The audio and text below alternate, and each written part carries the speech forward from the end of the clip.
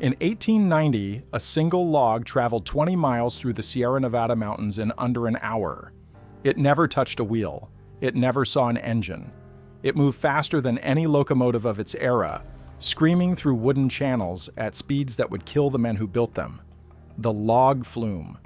You've probably never heard of the Kings River Flume, or the Madera Flume, or the dozens of other wooden highways that once snaked through American mountain ranges, defying everything we assume about 19th century engineering. These weren't primitive troughs slapped together by uneducated lumberjacks. They were precision instruments, calculated to the fraction of an inch, stretching across canyons, and clinging to cliff faces where no railroad could ever go. And they moved more timber, faster than any technology that came before them. Or, unarguably, since. This is the story of how America built impossible wooden highways through impossible terrain, using nothing but gravity, water, and the bones of men who never came home. By the end of this, you'll understand why these structures vanished from history, why we forgot the engineering genius behind them, and why the men who rode them down the mountain were either the bravest or the most desperate workers this country ever produced.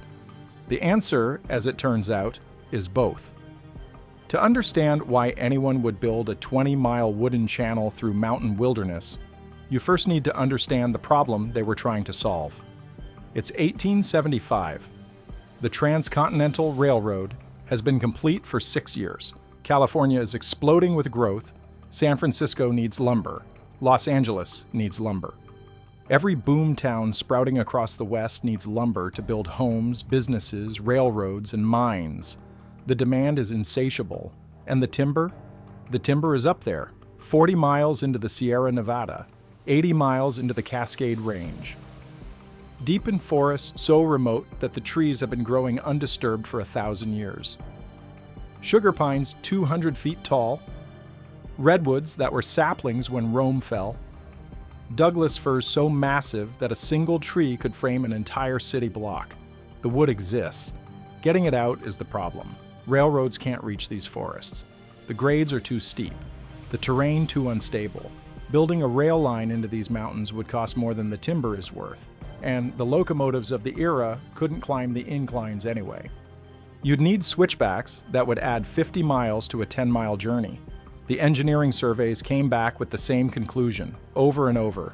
Impossible, not economically viable. Find another way. Rivers seem like the obvious solution. Float the logs downstream like they did back east. But western rivers don't cooperate. They run through granite canyons. They drop hundreds of feet in a few miles. They freeze in winter and slow to a trickle in summer. Logs sent down these rivers don't float gracefully to the mill. They splinter against rocks.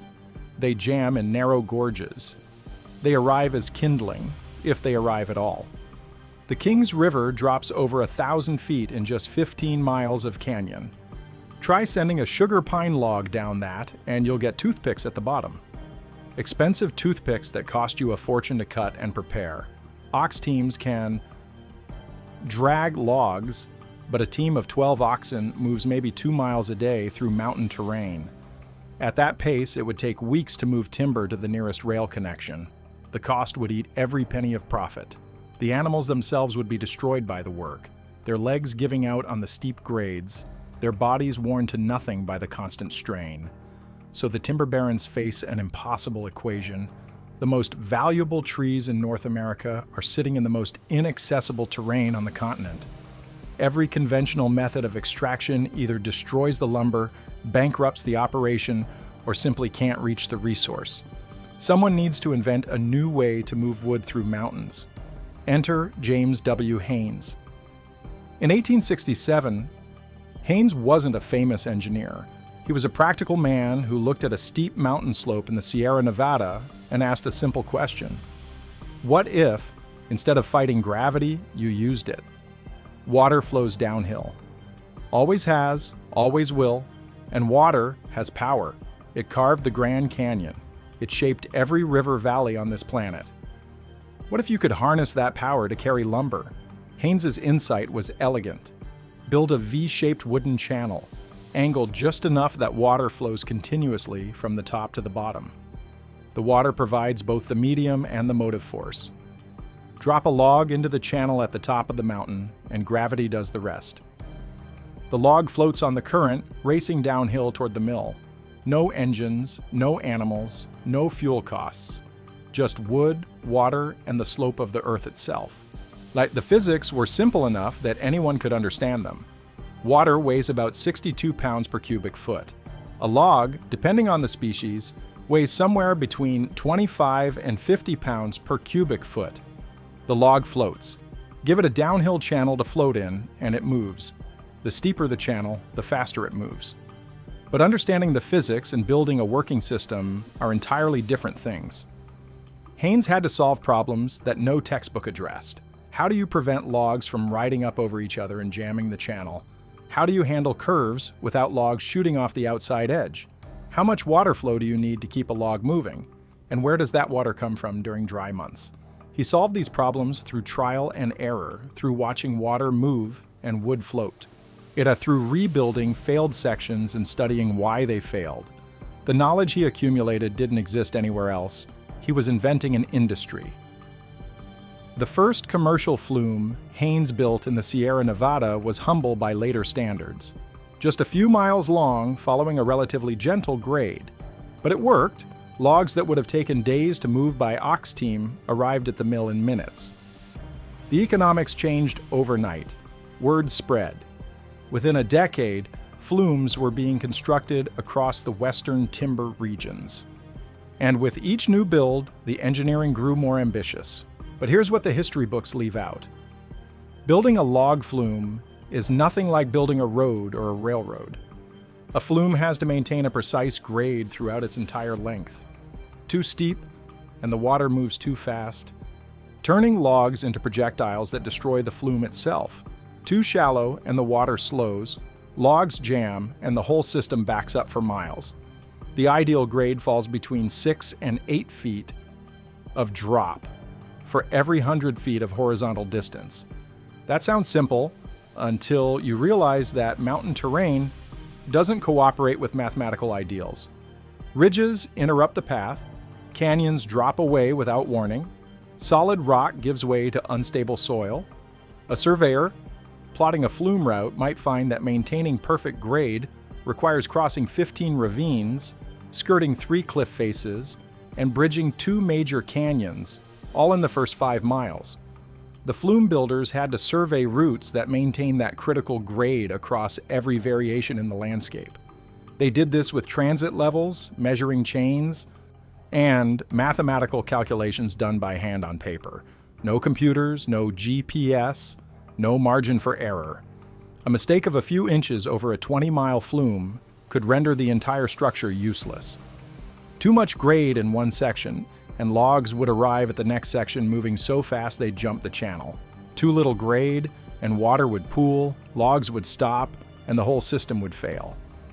The Madera flume, completed in 1882, ran 54 miles through the Sierra Nevada.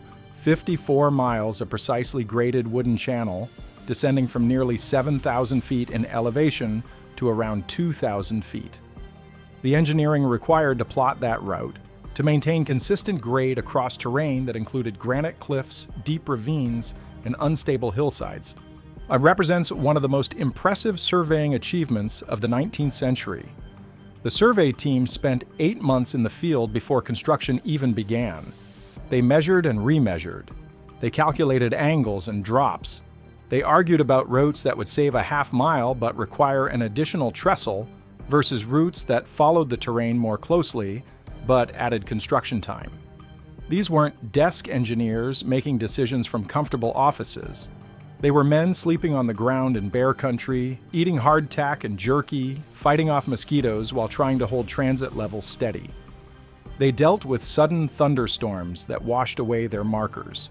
They navigated through forests so thick that getting an unobstructed sightline required days of clearing brush.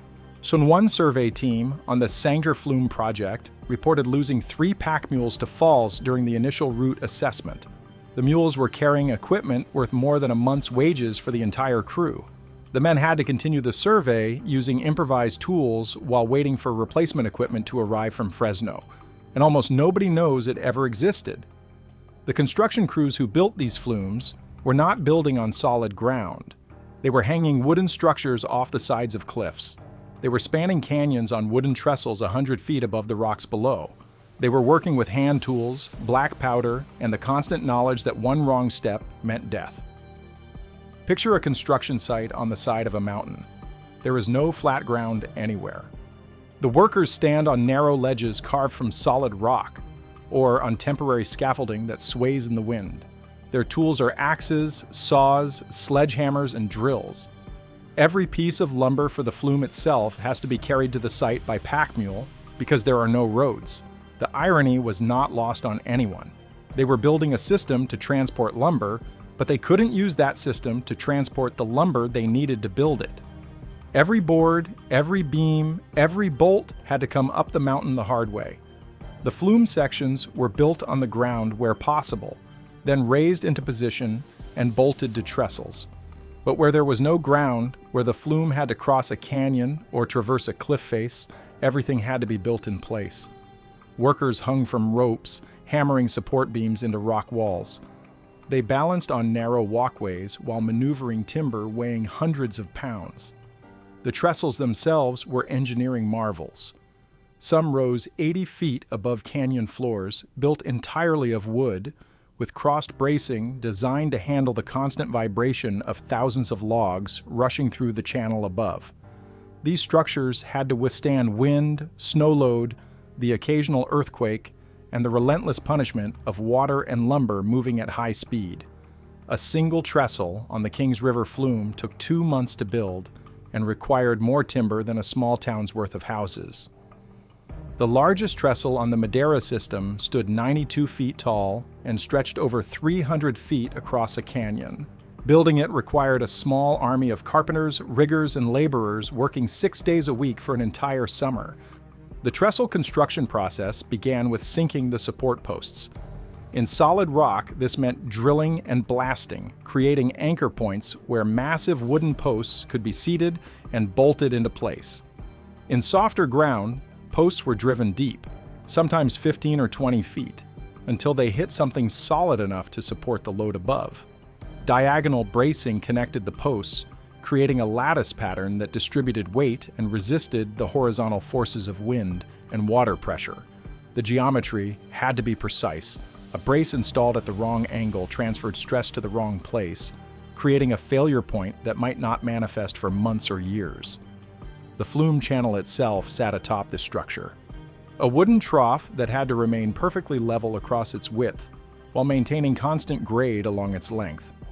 Any warping or settling in the trestle below would throw off the channel alignment, causing water to pool on one side or logs to track toward the outer wall. The V-shaped channel itself was typically 4 feet wide at the top, tapering to about 18 inches at the bottom. This shape served multiple purposes. It centered the logs automatically as they traveled. It allowed smaller logs to ride lower in the water while larger logs floated higher, and it directed the water flow into a concentrated stream that maximized velocity. Each section of channel was built from carefully selected lumber. The wood had to be straight-grained and free of knots that might create turbulence or snag passing logs. So sugar pine was preferred where available for its smooth texture and resistance to rot. Each board was planed smooth on the inside surface, reducing friction as much as possible. The men who built these structures came from every desperate corner of American society. Immigrant laborers from China, Ireland, Italy, and Scandinavia. Former miners chasing steadier wages, farmers whose land had gone to dust, veterans of the Civil War with no other skills but hard work and an indifference to danger. They were paid between $2 and $3 a day, which was decent money for the era, but the work killed them at rates that would shut down any modern construction project immediately. Falls were the most common cause of death. A man loses his footing on a narrow walkway, or a scaffolding board snaps under his weight, and he drops 40 feet onto rock. Sometimes the body could be recovered. Sometimes it stayed where it fell, too dangerous to retrieve. Foremen learned to factor in casualty rates when estimating project timelines. Losing a few men per mile was considered normal. Blasting accidents claimed others. Clearing rock for flume beds required black powder charges, and black powder doesn't always cooperate with the men using it. Premature detonations, charges that didn't go off, then did when someone came to investigate. Rock shrapnel that traveled faster than a bullet. A man named Thomas Riley was documented in the Fresno newspaper in 1883. He was drilling a hole for a powder charge when the drill struck a pocket of gas in the rock. The spark ignited the gas, which detonated the powder he was carrying. They found pieces of him scattered across a 50-foot radius. Crushing injuries rounded out the casualty lists. Timber sections weighing a ton or more, lifted into position by teams of men and simple rope pulleys, fell back on those trying to place them. Trestles under construction collapsed. Support beams gave way without warning. The medical care available was primitive by any standard.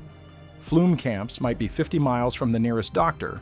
A man with a broken leg faced weeks of painful travel before reaching proper treatment. Many never made the journey. They died of infection or shock or simply gave up.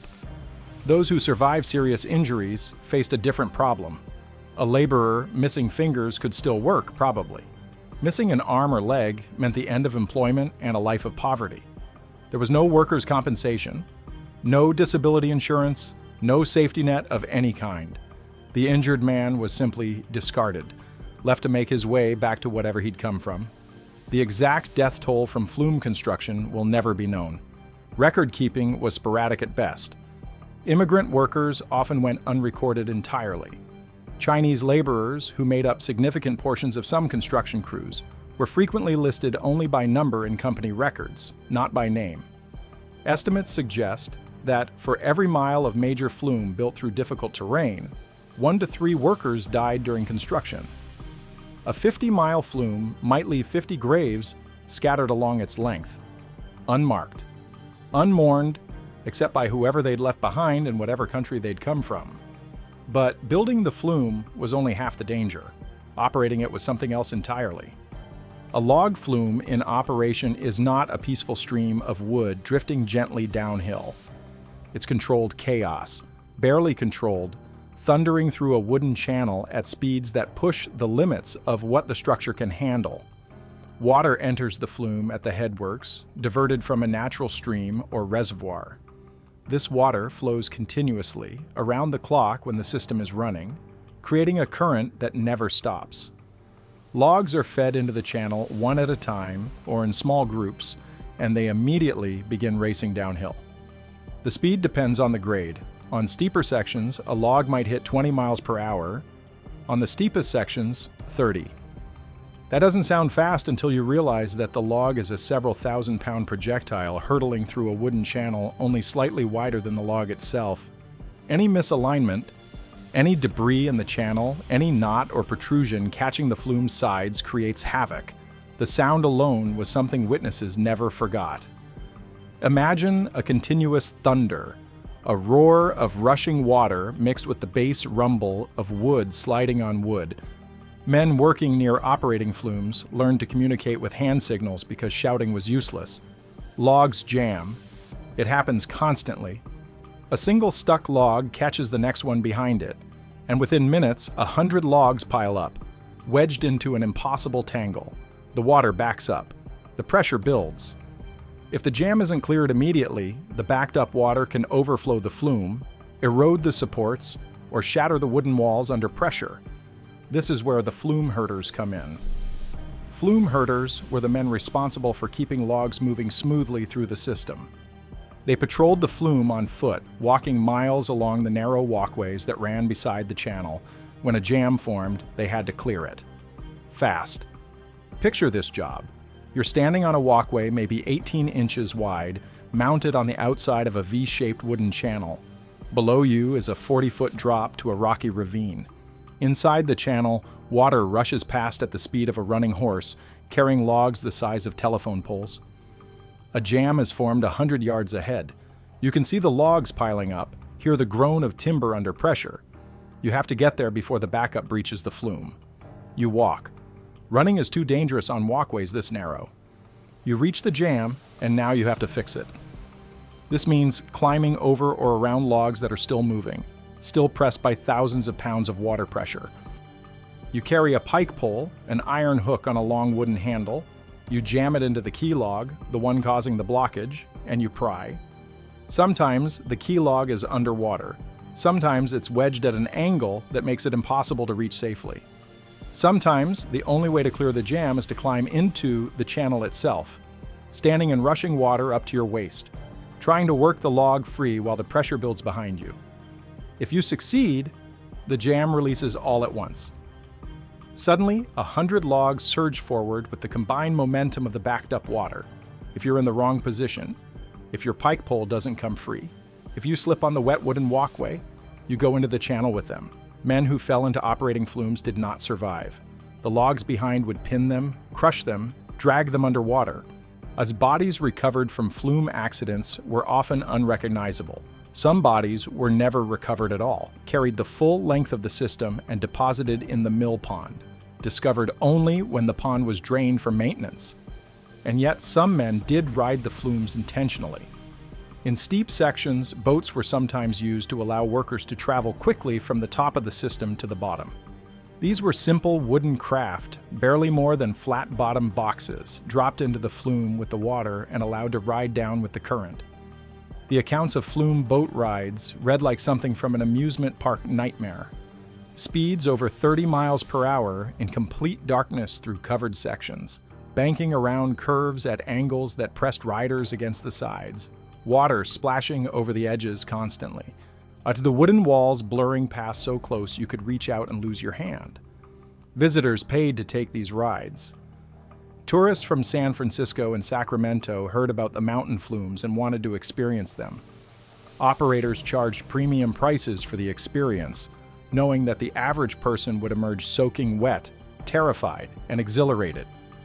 A newspaper reporter who rode the Madera flume in 1881 described it as the most terrifying 20 minutes of his life, a descent into hell at railway speed through a wooden tunnel barely wide enough to contain the boat. He noted that the flume seemed to be doing everything possible to throw him out at every curve. He also noted that his guide, a grizzled flume herder named McCallum, slept through most of the ride. This wasn't bravado. Tony was the indifference of a man who had made the trip so many times that it held no more terror for him. McCallum had been working the flumes for 15 years by that point. He had seen friends die. He had pulled bodies from jams. He had learned that the flume would do what the flume would do, and no amount of white-knuckled terror would change that. The tourists came seeking thrills. The workers who made those thrills possible saw only the work. The contrast tells you everything about who these men were. The seasonal nature of flume operations added another layer of complexity. These systems depended on water, and mountain water supply varies dramatically by season. Spring offered the best conditions. Snowmelt filled the streams and reservoirs feeding the flumes, providing strong, consistent flow. The weather warmed enough for outdoor work, but hadn't yet reached summer's scorching temperatures. Logging operations went around the clock during peak spring months, pushing as much timber through the system as possible. Summer brought challenges. Water levels dropped. Some smaller flumes had to shut down entirely by August, waiting for autumn rains or the following year's snowmelt. Others rationed their water, running shorter operating windows and spacing out log shipments. Flume herders during summer worked in brutal heat, the wooden walkways absorbing sunlight and radiating it back up at them. Fall provided a brief second season if the rains came early. Winter shut everything down. Snow accumulated on flume structures, adding weight the trestles weren't designed to carry. Ice formed in the channels, blocking flow entirely. Any water left in the system could freeze and expand, cracking the wooden walls. Flume operators spent winter months on maintenance, replacing damaged sections, reinforcing trestles, clearing the debris that accumulated over the year. This was when they found the bodies sometimes. A worker who had fallen into a remote section. A herder who had drowned in an isolated section during autumn rains. The economics of log flumes were remarkable while they lasted. A single flume could move more timber in a day than a railroad could in a week, at a fraction of the cost. The Sierra Lumber Company reported that their flume operation cost them around 30 cents per 1,000 board feet to transport lumber. The nearest railroad would have charged $3 for the same distance. That difference of $2.70 per 1,000 board feet might not sound significant until you calculate it across millions of board feet per year. At the peak of operation, the Madera Flume moved over 200 million board feet annually. The cost savings from flume transport versus theoretical railroad transport ran into hundreds of thousands of dollars per year. In today's money, that's tens of millions of dollars in annual profit. Generated by wooden channels and gravity, the timber barons who owned these operations became some of the wealthiest men in California. They built mansions in San Francisco. They invested in railroads and banks and real estate. They wielded political power that shaped state policy for decades. Their names appear in history books. Their flume workers do not. The flumes generated fortunes for the lumber barons who built them. The workers who operated and maintained these systems saw none of those profits. A flume herder earned around $2.50 a day, the same wage whether he patrolled a quiet stretch of channel or cleared life-threatening jams and howling wind. There were no bonuses for hazardous duty, no death benefits for widows. Workers who were injured simply stopped getting paid. This was the economy of extraction in 19th century America. The men who did the dangerous work were replaceable commodities. The lumber they transported built cities. The flumes that carried that lumber achieved engineering miracles. But the workers themselves were erased from the story almost as quickly as they died. The flume camps where workers lived were rough collections of tents and shacks clustered near the headworks or at maintenance stations along the route. Food was basic: beans, salt pork, coffee, bread when the supply mules got through. Men slept in bunks stacked 3 high, in buildings that leaked in rain and froze in winter. Entertainment consisted of whatever you could provide yourself: card games, whiskey when it was available, fighting when it wasn't. The camps had no women, no families, no permanent structures. Men came for a season, worked until they were injured or fed up, and moved on. Few stayed more than a year or two. Yet some did. Some became lifers, men who spent decades working the flumes. They knew every curve, every weak trestle, every section that froze first in autumn. They could read the water and predict jams before they formed. They trained younger workers and buried the ones who didn't learn fast enough. These men left almost no records. They couldn't write, most of them, or saw no point in writing down what happened to them. They survived by skill and luck and died when both ran out. Their expertise vanished with them. By 1900, the golden age of log flumes was already ending. Logging railroads became more practical as locomotive technology improved.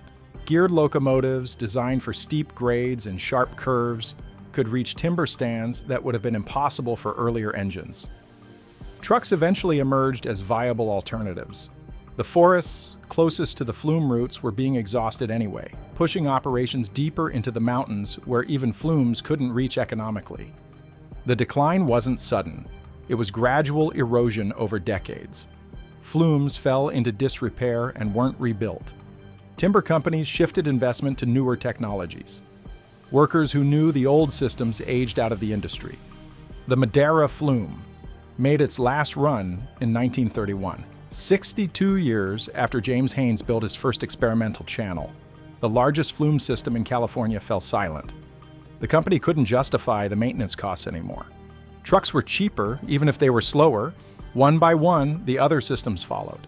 The Kings River Flume, the Sanger Flume, the dozens of smaller operations that had once threaded through every timber-producing mountain range in the West. All of them went quiet. All of them began to rot. The last major flumes operated into the 1920s and 1930s. Then, one by one, and they were abandoned. Timber companies stopped maintaining them. Winter snows crushed sections. Trestles collapsed. The channels themselves were harvested for scrap lumber during the Depression. The wood that had once carried millions of feet of timber now used to build chicken coops and tool sheds. Within a generation, 54-mile engineering marvels vanished almost completely. Hikers today occasionally stumble across rotting trestle supports in remote canyons, or sections of V-shaped channel lying broken on forest floors. They usually have no idea what they're looking at. The records of flume construction and operation scattered to estate sales and archives.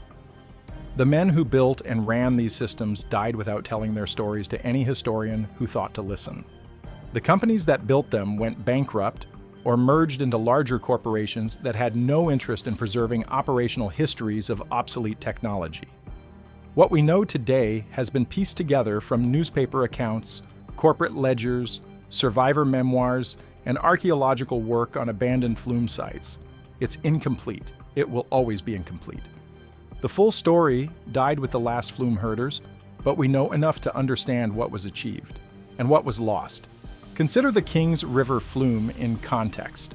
This was a 54-mile artificial river built through mountain wilderness, descending 5,000 feet in elevation, while maintaining a grade consistent enough that logs flowed smoothly from one end to the other. It crossed more than 100 canyons and ravines. It clung to cliff faces where mountain goats hesitated. The Romans built aqueducts. We remember those. The Romans didn't build aqueducts through terrain like the Sierra Nevada. They didn't build aqueducts in single construction seasons with crews of unskilled laborers. They didn't build aqueducts while the forests they were harvesting were actively burning in summer fires. The flume builders did all of this, and we forgot them. There's a particular indignity in that forgetting. These were not anonymous drones serving an empire. These were individuals with names, families, lives. Patrick O'Brien, killed in a trestle collapse near Sugar Pine in 1884. Wang Chen, fallen from scaffolding at the Madera construction site. Johannes Eriksson, crushed by shifting lumber on a supply detail. Miguel Hernandez, drowned clearing a jam in high water. We know some of these names because coroners recorded them, or because surviving family members filed claims that were denied, or because newspapers thought a particularly gruesome death was worth a few column inches. Most names we don't know. Most deaths weren't recorded as anything more than a number in a lumber company's casualty ledger, if they were recorded at all. If a worker died on site, the standard procedure was burial nearby. Transporting a body out of remote mountain terrain was impractical. Families were notified by mail if anyone knew who they were. Personal effects were shipped back if anyone thought to collect them. More often, the dead man's boots were given to the next worker who needed them. The graves remain out there somewhere. Unmarked wooden crosses that rotted decades ago. Shallow pits on hillsides that have been covered by 100 years of forest growth. Men who came to California looking for wages, found work building monuments to industrial ambition, and became part of the terrain they were trying to conquer. There is something profound in the mechanics of a log flume. Not just the engineering, though the engineering is remarkable, but the relationship between human will and natural force that these structures represent. A railroad fights terrain. It grades down mountains, fills valleys, blasts through obstacles. A railroad says that nature will bend to human geometry. A flume cooperates with terrain. It follows the slope. It uses the water that's already flowing. It says that nature has patterns and humans can work within those patterns rather than against them. This isn't a romantic idea. Flumes were built to extract resources. They enabled deforestation that stripped mountainsides bare. They were profit machines for capitalists who didn't care how many workers died building them. There's no noble, savage narrative here. But there's still something in the approach, something in saying that if you understand how water moves, how gravity works, how wood behaves, you can build something that almost runs itself. Something that uses the planet's own mechanics as its engine. We lost that knowledge. Not lost in the sense that it can't be recovered, but lost in the sense that it's no longer common knowledge. Modern timber operations use diesel trucks and heavy equipment. The idea of transporting logs by water through handmade wooden channels seems like ancient history. Something people did before we invented real technology. But that handmade wooden channel moved timber faster than any diesel truck on mountain roads. It moved timber cheaper than any railroad. It did this reliably, for decades, using principles that were old when Archimedes calculated the laws of buoyancy. There was knowledge in those flumes that we have forgotten. How to read the behavior of water in a wooden channel. How to predict where jams would form and prevent them. How to maintain a wooden structure under constant water flow. how to survey impossible terrain and find the one path that worked. This knowledge existed only in the minds and hands of men who never wrote it down. When they died, it died with them. We built something incredible, proved that it worked, then forgot how to do it. That's not progress. That's loss. The last flume herder died sometime in the middle of the 20th century. Whoever he was, and we don't know his name, he was likely retired and elderly by then. He would have remembered the sound of water rushing through wooden walls, the feeling of walking narrow planks with logs thundering past, the particular terror of seeing a jam form up ahead and knowing you had maybe 3 minutes before the pressure built to dangerous levels. He would have remembered the friends he'd lost, the close calls he'd survived, the ache in his bones after 30 years of walking flume lines in rain and snow, and he would have known that nobody cared, that the world had moved on, that the mountain channels he'd patrolled were rotting into obscurity, and nobody was recording any of this for history. He was right. Nobody did record it. Not until it was almost too late. Not until the last survivors were gone and the stories had to be reconstructed from fragments. The wooden highways that moved logs faster than trains are gone now. A few archaeological sites preserve scattered remains. A handful of museums display sections of flume channel that were salvaged before total collapse. Historians have written academic papers that sit unread in university libraries. But the mountains remember. If you hike the right trails in the Sierra Nevada, you'll eventually notice something. A cut in a hillside that seems too regular to be natural. Rotting timber protruding from soil that looks man-made. Iron bolts rusting in solid rock where there's no obvious reason for them to be. These are the ghosts of the flumes.